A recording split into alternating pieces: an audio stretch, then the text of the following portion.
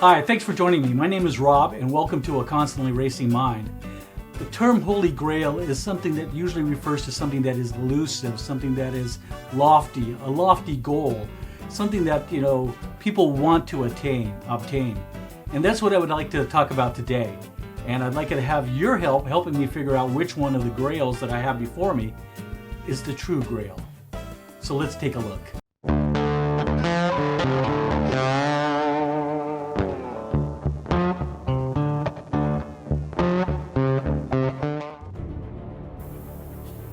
Anytime we discuss the Holy Grail, we must start with King Arthur. Legend says King Arthur led his defense of Britain against Saxon invaders in the late 5th and early 6th centuries, as mentioned in the Annales Cambriae, the Historia Brittonum, and the writings of Gildas. After the fall of the Roman Empire, Arthur was depicted as a great warrior, defending Britain from human and supernatural enemies. Just 30 years after the Norman conquest of 1066, Arthur is first mentioned by Geoffrey of Monmouth, who was born around 1095 and died around 1155. Most of what is considered the core elements of Arthurian legend come from Geoffrey, such as Arthur's father Uther Pendragon, the magician Merlin, Guinevere, the sword Excalibur, Arthur's conception at Tintagel, his final battle with Mordred at Camlan, and his final resting place in Avalon. And then came the Crusades. At the Council of Piacenza, envoys from Constantinople, capital of the Greek Christian Empire of Byzantium, requested help on behalf of their master Alexios Komnenos, prompting Pope Urban II in the Council of Clermont in November 27, 1095 of the old Julian calendar to call for knights to go on crusade against the Seljuk Turks.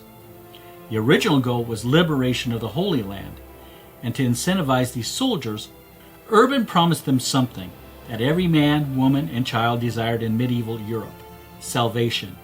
It was during this time that folks' imagination were sparked by the desire for holy relics. These would include the nails that held Christ to the cross, pieces of the true cross, the Ark of the Covenant, bones of the apostles, and other treasures. There were about 6 known crusades, and some other less well known. The first mention of the Round Table comes by way of Norman poet Robert Wass in 1155. However, it wasn't until 1180s or 1190s that the concept of the Grail came about. That was by Perceval, Le Conte de Graal, by Chrétien de Troyes, a French poet and troubadour. Around the same time, Robert de Boron wrote in his poem Joseph of Arimathea that the Grail was Jesus' vessel from the Last Supper, which Joseph of Arimathea used to catch Christ's blood at the crucifixion.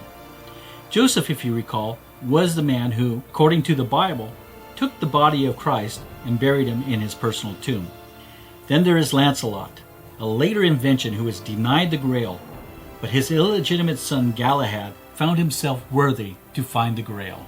In the early 13th century, the adaptation of Parzival by Wolfram von Eschenbach, 1160 to around 1220, pulled in His Holiness Robert's Grail into the framework of Chrétien's story. In Wolfram's telling, the Grail was kept safe at the castle of Mons Salvationis, entrusted to Titural, the first Grail king. In this telling, the Grail was a stone vessel. La Morte d'Arthur was first published at the end of the medieval English era in 1485. It is a reworking by Sir Thomas Malory of existing tales about the legendary King Arthur.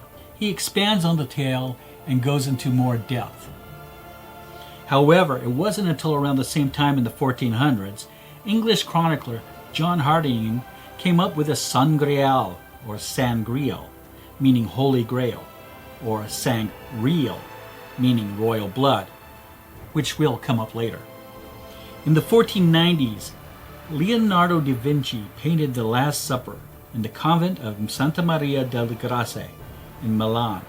Now, if you look very closely, what you find is that the Grail is glaringly missing. In 1884, Richard Wagner's composition Parzival, an opera in 3 acts, was in fact based on von Eschenbach's poem of the same name. Later in the 20th century, the Nazis appropriated the works of Wagner for their propaganda machine. Now, it wasn't really until the 20th century that folks really started taking the Grail seriously. The Antioch chalice is a silver cup that is encased with an elaborate open-work gilded silver-footed shell. Created around AD 500 to 550, it was found in Syria in 1910 and was purported to be the true Grail. It was believed to have belonged to the church in Antioch, one of the 5 cities that led the early Christian church.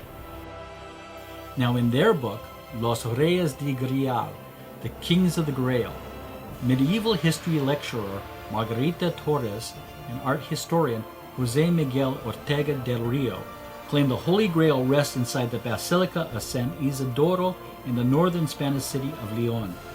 Of course, this is widely disputed.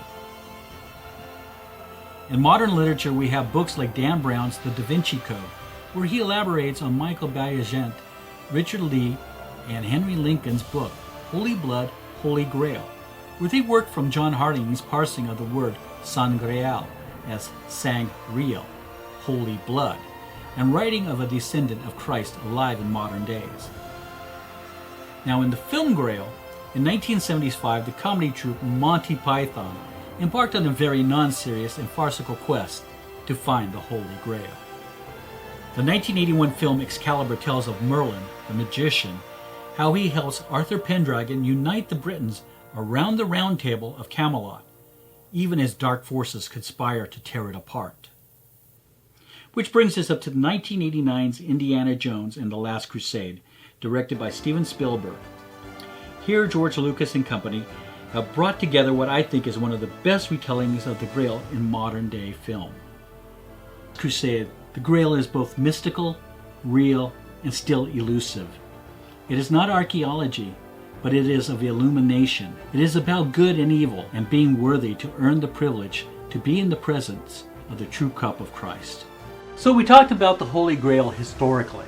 We talked about how it is a story that has been told throughout the centuries and embellished throughout the ages. We talked about it in film as well. Now, when I told my wife that I wanted to make a film or video about the Holy Grail, you know, she kind of went out to find this beautiful chalice for me. Now, while it is beautiful, it is not the Holy Grail. For some reason, I ended up with 2 of them.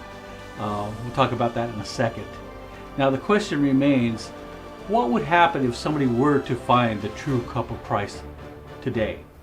Would there be a group like the Nazis who went out and scavenged around the world religious relics to harness the power like the Ark of the Covenant, the Spear of Destiny, the Holy Grail, the nails of the Christ, the Holy Rood, the actual piece of the true cross? What would happen if those items were actually found today? I mean, even the Nazis, they stole, they even swiped the swastika from, from India, from the religions of Buddha, of Hindu, and of Jainism.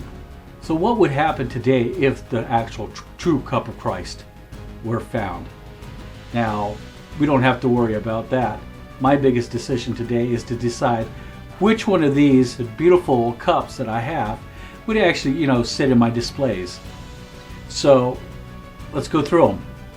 Now, we'll call this one the false Grail, and we'll just set that aside over here. Now, this one I actually got off of Amazon. It's pretty heavy. It probably made out of resin, but it has a wooden looking finish here, and it has gold gilding on it. I always forget the name of that. And gold on the inside. Not too bejeweled. Not bejeweled at all, but very nice looking cup. I wouldn't drink out of it, but a very nice looking cup. Now this one I got off of Etsy. This one is a little bit more sparkly. It's a little lighter than this other one. I'll put a link to the merchant below. This one, very nice as well. Gold on the inside. Like I said before, the outside is a little bit more glittery where the gold leaf is. And it looks pretty weathered. This one does not have felt on the bottom. Overall, a very nice cup indeed.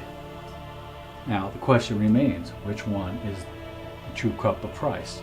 And that's where, my dear friend, my dear video viewer, please help me decide, which one should I pick for my displays. Should it be this one from Etsy or this one from Amazon? So do me a favor, leave your comments below. If you enjoyed this video, please give it a like, and most of all, subscribe. Thank you for watching, and please stay safe, stay healthy, take care. Goodbye.